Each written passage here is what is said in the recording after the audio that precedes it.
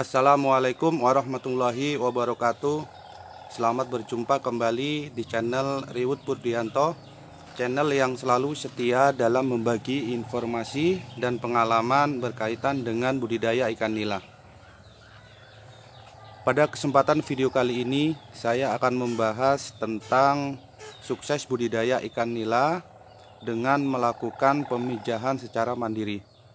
Namun sebelum kita masuk ke topik utama, jangan lupa selalu dukung channel ini dengan subscribe, like, komen, share, dan aktifkan lonceng notifikasinya. Teman-teman para pecinta budidaya ikan nila, dimanapun teman-teman berada saat ini, mungkin saya sudah agak lama tidak memposting video tentang budidaya ikan nila, hampir 1 bulan, karena ada kesibukan pekerjaan yang memang tidak bisa ditinggalkan.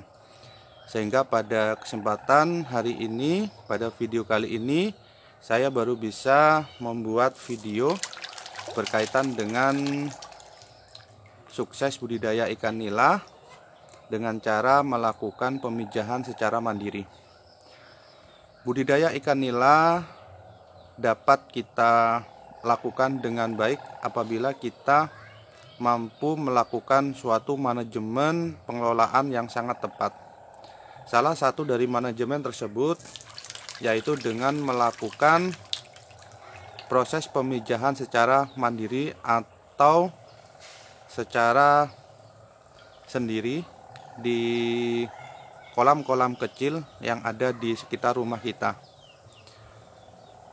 Pemijahan mandiri ini tentunya dapat menekan biaya pembelian bibit yang mungkin setiap tahunnya bibit tersebut akan semakin naik harganya. Sehingga ketika kita mampu untuk melakukan proses pemijahan tersendiri, maka kita dapat menekan bahkan mengurangi ongkos produksi hingga 20%. Proses pemijahan sendiri ini kita dapat mengontrol keadaan bibit yang akan kita besarkan melalui kualitas indukan yang kita pelihara di kolam pemijahan.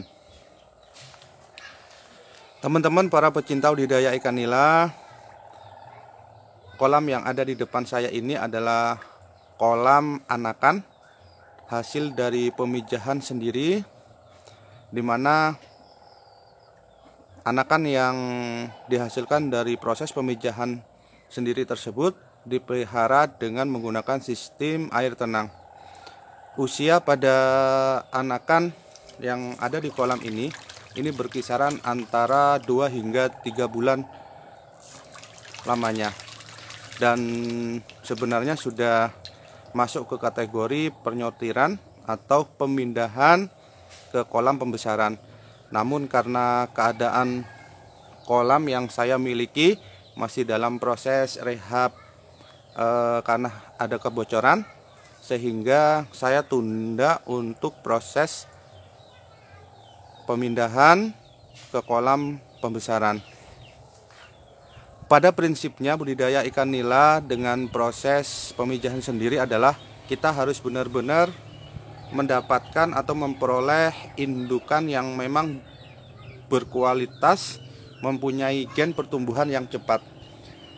Hal ini bertujuan agar anakan yang dihasilkan dari indukan tersebut itu mampu memberikan sumbangsih terbesar dalam proses pemeliharaan, karena semakin besar, semakin cepat kita memelihara ikan nila sampai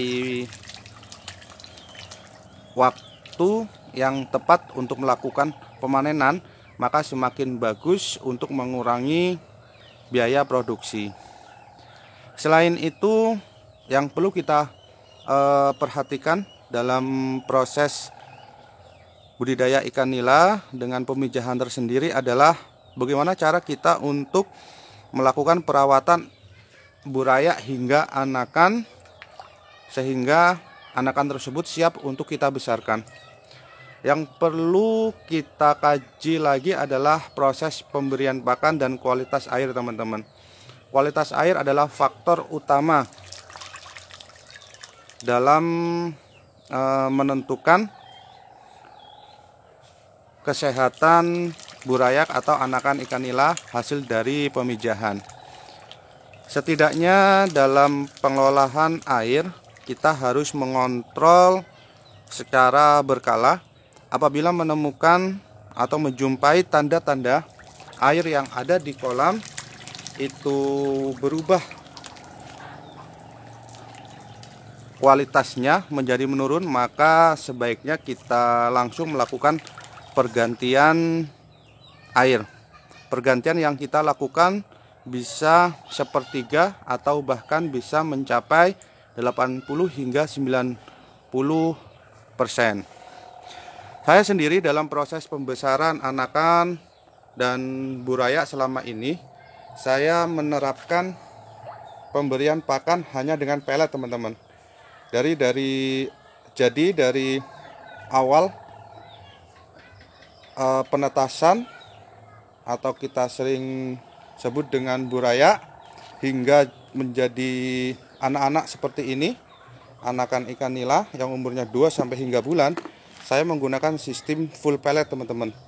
Jadi tidak pernah saya menggunakan makanan selain pellet. Walaupun banyak teman-teman yang mengatakan pemberian pakan pellet dari buraya ini menyebabkan banyak buraya yang akan mati. Namun selama ini yang saya terapkan, walaupun dengan menggunakan pellet atau full pellet selama pembesaran buraya hingga anak-anak ini, untuk kematian di bawah 2%, teman-teman. Jadi kunci dari pemberian pellet tersebut adalah kita harus melakukan proses pembibisan terlebih dahulu, teman-teman. Karena proses pembibisan tersebut berfungsi untuk melunakkan pelet agar mudah untuk dimakan oleh buraya atau anakan ikan nila kita. Nah, seperti yang saya berikan ini, teman-teman, ini pelet Hiprofit 781-2, teman-teman. Sebenarnya saya biasanya menggunakan min 1-nya, teman-teman, karena di daerah saya untuk menemukan pelet min 1 agak langka, susah, maka saya ganti dengan pelet 781-2. Namun walaupun menggunakan pelet min 2, alhamdulillah tidak terlalu jauh keadaannya dibandingkan dengan ketika kita memberikan pelet min 1, teman-teman. Jadi proses pemberian pakan harus kita bibis dulu, teman-teman. Bisa teman-teman lihat karena keadaan sore hari, teman-teman, jadi mungkin videonya tidak terlalu terang, teman-teman ya. Nah, ini air yang ada di kolam saya ini berwarna hijau, teman-teman. Air hijau ini bertanda kolam ini atau air kolam ini sangat subur dengan plankton, teman-teman. Nah, sehingga ikan akan tercukupi kandungan oksigennya atau keperluan oksigennya di dalam air. Karena plankton ini membantu proses fotosintesis untuk menghasilkan oksigen yang terlarut, teman-teman. Bagi teman-teman yang mempunyai pandangan untuk melakukan proses budidaya ikan nila dengan sistem pemijahan sendiri, maka yang perlu sangat diperhatikan adalah kita harus terlebih dahulu belajar secara tuntas